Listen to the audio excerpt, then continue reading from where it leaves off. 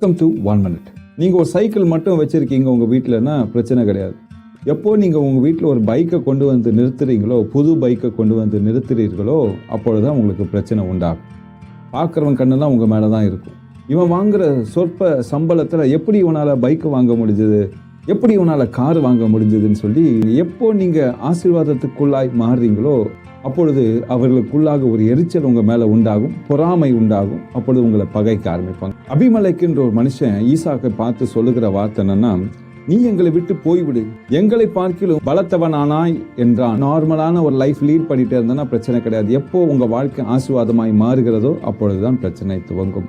இதை குறித்து ஒருபோதும் பயப்படாதீங்க. உங்களை சுற்றி எத்தனை கண்கள் இருந்தாலும் கர்த்தர் அவர்களுக்கு முன்பாக உங்கள் தலையை எண்ணெயால் அபிஷேகம் பண்ணுவார். ஆமென். கர்த்தர் ஒருபோதும் உங்களை விட்டு கொடுக்க மாட்டார்.